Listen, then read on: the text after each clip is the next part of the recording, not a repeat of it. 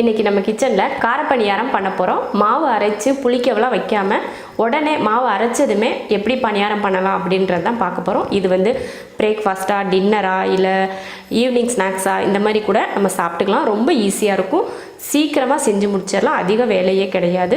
வாங்க நம்ம கார பணியாரம் எப்படி பண்ணலாம் அப்படின்றத பார்க்கலாம். இதில் 1 டம்ளர் அரிசி எடுத்திருக்கேன். நம்ம சாப்பாடு செய்கிற அரிசி தான் இது, புழுங்கல் அரிசி. அதே டம்ளர் அளவில் 1/4 டம்ளர் உளுந்து எடுத்திருக்கேன். கொஞ்சம் வெந்தயம், ஒரு 10-15 வெந்தயம் இருக்கும், அந்தளவுக்கு தான் எடுத்திருக்கேன். அதிக வெந்தயம் போட்டால் கசப்பாக இருக்கும் அப்படின்றனால கம்மியாக ஒரு 10லேருந்து ஒரு 15 வெந்தயம் போட்டால் சரி. அரிசி, உளுந்து, வெந்தயம் 3ஐயும் 2 மணி நேரமாக ஊற வச்சு எடுத்திருக்கேன். இப்போ இதை அரைச்சிக்கலாம். மிக்ஸி ஜாரில் போட்டே அரைச்சிக்கலாம். நம்ம பணியாரத்துக்கு, இட்லிக்கெல்லாம் எப்படி அரைப்போம், லைட்டாக குருணையாக இருக்கிற மாதிரி, ரொம்ப வலுவலுப்பாக இல்லாமல் அரைச்சி எடுத்துக்கலாம். 1 டம்ளர் அரிசி, 1/4 டம்ளர் உளுந்து, 4 பேர் சாப்பிட்றதுக்கு தாராளமாக இருக்கும். நாங்கள் நைட்டு டின்னருக்கு தான் இதை நான் செஞ்சிட்ருக்கேன். இப்போ இதை அரைச்சிடலாம். தண்ணி வந்து நம்ம முதலே கழுவி ஊற்றுனதுனால அதே தண்ணியை ஊற்றி நான் அரைச்சிக்கிறேன். இந்தளவுக்கு இட்லி மாவு பதத்துக்கு இருந்தால் போதும், ரொம்ப தண்ணியெல்லாம் சேர்த்துடக்கூடாது.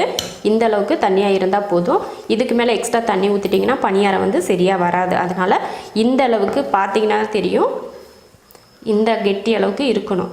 இப்போ இதுக்கு தாளித்து ஊற்றிக்கலாம். ஒரு கடாய் வச்சு அதில் எண்ணெய் ஊற்றிக்கலாம். தாளிக்கிறதுக்கு எண்ணெய் காஞ்சதுமே கடுகு, உளுந்து, கடலைப்பருப்பு கொஞ்சம் அதிகமாகவே சேர்த்துக்கோங்க. அப்போ பணியாரம் சாப்பிட்றப்போ நல்லாயிருக்கும். கடலைப்பருப்பு வந்து கருகாமல் வறுக்கணும், அதனால் சிம்மில் வச்சுட்டு வறுத்துக்கோங்க. அடுத்து 2 பெரிய வெங்காயத்தை பொடியாக கட் பண்ணியிருக்கேன், அதையும் சேர்த்துக்கலாம். 1 பச்சை மிளகாய், கொஞ்சம் கருவேப்பிலையை பொடியாக கட் பண்ணி போட்டிருக்கேன். வெங்காயம் நல்லா வதங்கிடுச்சு. இப்போ இதை மாவில் போட்டுக்கலாம். அடுப்பை ஆஃப் பண்ணிடலாம். 1 துண்டு தேங்காயை பொடியாக கட் பண்ணியிருக்கேன், அதையும் இது கூட சேர்த்துக்கலாம். அடுப்பை ஆஃப் பண்ணிவிட்டு தான் தேங்காய் சேர்த்துருக்கேன். அடுப்பில் இருக்கிறப்பவே தேங்காய் போட்டோன்னா தேங்காய் வந்து வெந்துடும், அதனால் அடுப்பை ஆஃப் பண்ணிவிட்டு போட்டிருக்கேன்.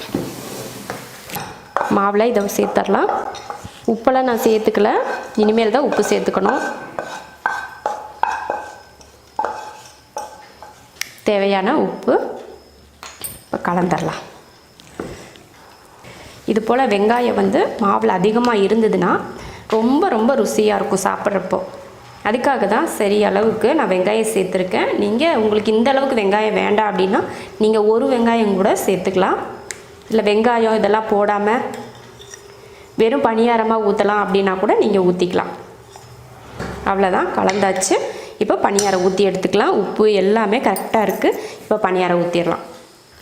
இப்போ எண்ணெய் காஞ்சிருச்சு, ஊற்றிக்கலாம். அடுப்பை சிம்மில் வச்சுட்டேன். எண்ணெய் காஞ்சதுமே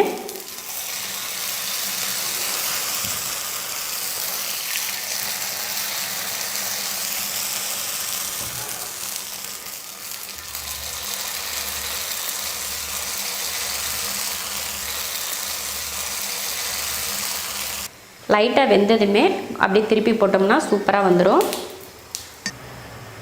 அவ்வளோதான், இப்போ எடுத்துடலாம். நல்லா வெந்துருச்சு. கார பணியாரத்துக்கு நான் தேங்காய் சட்னி தான் பண்ணியிருக்கேன். நம்ம சேனலில் முன்னாடியே தேங்காய் சட்னியெல்லாம் போட்டிருக்கோம், அதனால இப்போ நான் தேங்காய் சட்னி அரைக்கிறத வீடியோவாக எடுக்கலை. நீங்கள் முன்னாடி போட்ட வீடியோவில் வேணால் பார்த்து தெரிஞ்சுக்கோங்க. இது போல் தேங்காய் சட்னி இல்லைன்னா கார சட்னி எதுனா இந்த பணியாரத்துக்கு வச்சுக்கிட்டிங்கன்னா ரொம்ப நல்லாயிருக்கும். இது போல் பணியாரம் நீங்களும் செஞ்சு பார்த்துட்டு எப்படி இருக்குன்னு சொல்லிட்டு கமெண்ட் பண்ணுங்கள். பிடிச்சிருந்தால் லைக் பண்ணிவிட்டு ஷேர் பண்ணிவிட்டு நம்ம ஷெரின் வீட்டு சாப்பாடு சேனலை சப்ஸ்கிரைப் பண்ணி பக்கத்தில் இருக்க பெல் பட்டனை ப்ரெஸ் பண்ணி வச்சுக்கோங்க. அப்போ தான் நோட்டிஃபிகேஷன் வரும்.